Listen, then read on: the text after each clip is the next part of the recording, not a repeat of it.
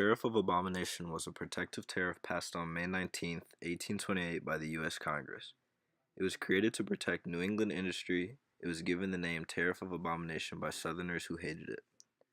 Leading up to the tariff, the North was becoming increasingly industrial and the South remained an agrarian economy. The goal of the tariff was to protect Northern businesses by taxing low-priced goods. This hurt the South because they had to pay more for goods they did not produce.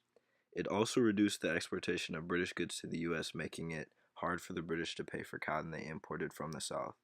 The Southern economy main export is cotton.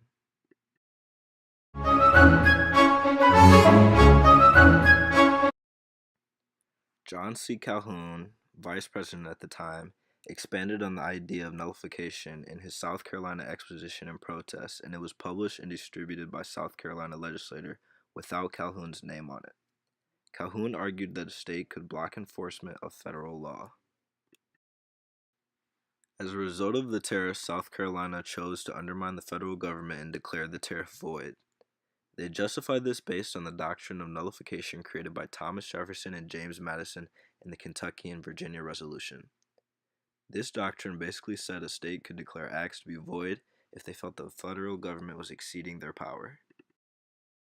When the Tariff of 1832 had little impact on the Tariff of 1828, South Carolina called a special state convention, and on November 24, 1832, the convention adopted the Ordinance of Nullification. This declared Tariff of 1832 and the Tariff of 1828 null, void, and no law, nor binding upon this state, its officers, or citizens.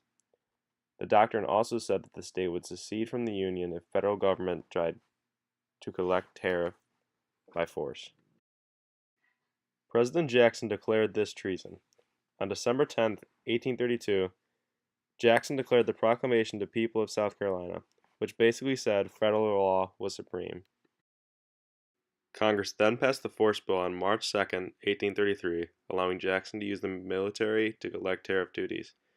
The Tariff of 1833, also enacted on March 2, 1833, was proposed by Henry Clay, the Great Compromiser, and John C. Calhoun as a resolution to the nullification crisis.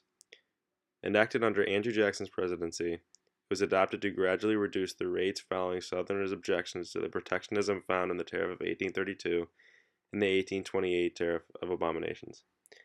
This act stipulated that import taxes would gradually be cut over the next decade until, by 1842, they matched levels set in the Tariff of 1816, an average of 20%.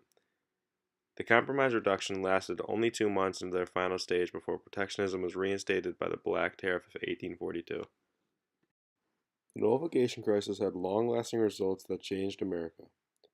This crisis added to Jackson's reputation as a nationalist hero. The crisis is also brought up later when the South secedes from the Union, and they justify secession based on the crisis.